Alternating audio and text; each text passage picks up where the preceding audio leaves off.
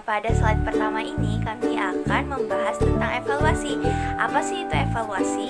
Jadi evaluasi secara etimologi, evaluasi ini berasal dari bahasa Inggris, yaitu evaluation dari kata value yang berarti nilai ataupun harga. Kemudian secara terminologi, beberapa ahli memberikan pendapat tentang pengertian evaluasi. Di antaranya, yang pertama adalah menurut Edwin dalam Ramayulis mengatakan bahwa evaluasi ini mengandung pengertian suatu tindakan atau sebuah proses dalam menentukan nilai sesuatu. Nah, sedangkan menurut M. Habib Poha mendefinisikan evaluasi merupakan kegiatan yang terencana untuk mengetahui keadaan objek dengan menggunakan instrumen dan hasilnya dibandingkan dengan tolak ukur untuk memperoleh kesimpulan.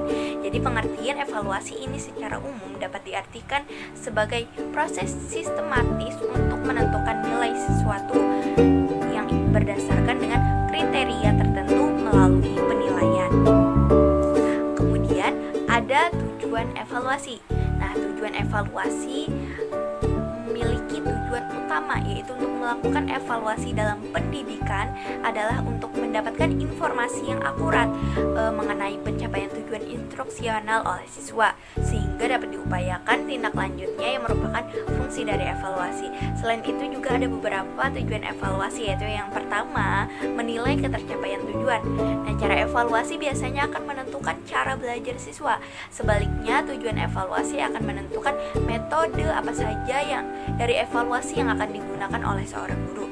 Yang kedua adalah mengukur macam-macam aspek pelajaran yang bervariasi. Belajar dikategorikan sebagai kognitif, afektif, dan juga psikomotorik, yang mana batasan tersebut umumnya dikaitkan sebagai pengetahuan, keterampilan, dan juga nilai. Semua tipe belajar sebaiknya dievaluasi dalam proporsi yang tepat. Dan yang ketiga adalah memotivasi belajar siswa.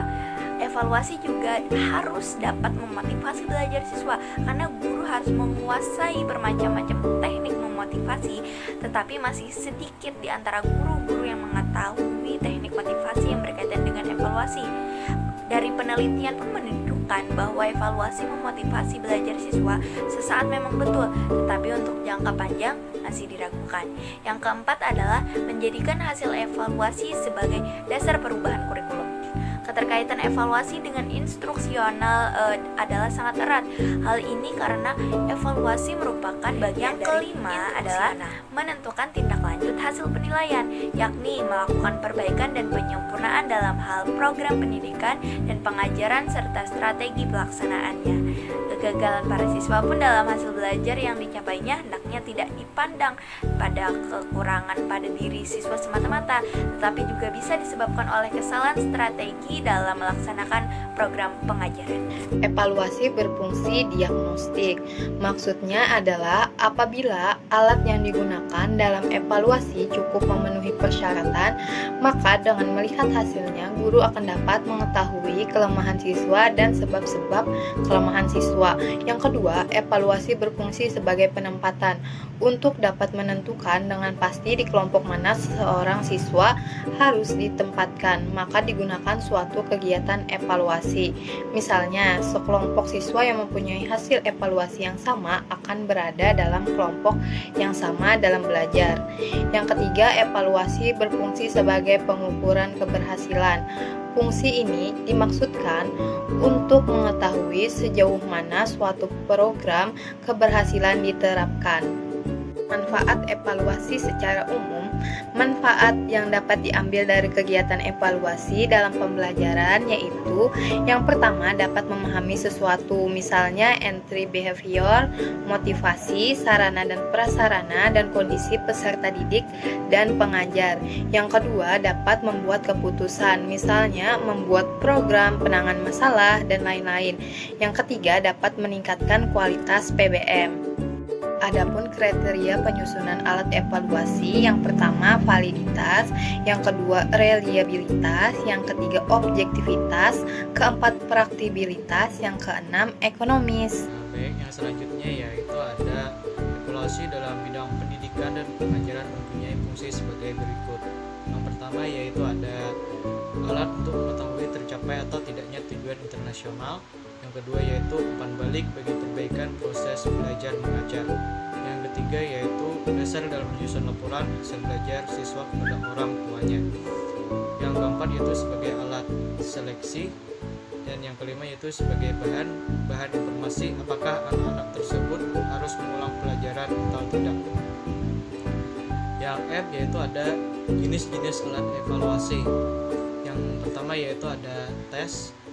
Amer dan Indra Kusuma 1989.227 menegaskan bahwa tes adalah suatu alat atau prosedur yang sistematis dan objektif untuk memperoleh data-data atau keterangan-keterangan yang diinginkan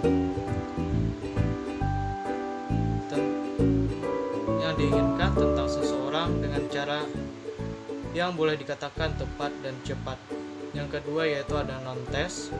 Alat evaluasi jenis non-tes ini antara lain yaitu ada observasi, wawancara, studi kasus, rating scale atau skala penilaian, checklist, dan inventory. Petunjuk dalam merumuskan indikator menurut Prastowo adalah sebagai berikut. Yang pertama, indikator dirumuskan berdasarkan kompetensi dasar. Yang kedua, indikator dirumuskan dalam bentuk perubahan perilaku yang dapat diukur keberhasilannya. Yang ketiga, perilaku yang dapat diukur itu berorientasi pada hasil belajar bukan pada proses belajar. Yang terakhir, sebaiknya tiap indikator hanya mengandung satu bentuk perilaku. Sedangkan dalam penyusunan alat evaluasi adalah sebagai berikut. Yang pertama, penentuan tujuan tes. Yang kedua, penyusunan kisi-kisi tes. Yang ketiga, penulisan soal. Yang keempat, penelaahan soal atau validasi soal. Yang kelima, perakitan soal menjadi perangkat tes. Yang keenam, uji coba soal termasuk analisisnya. Yang ketujuh, bank soal. Yang kedelapan, penyajian tes kepada peserta didik. Dan yang terakhir adalah scoring atau pemeriksaan jawaban.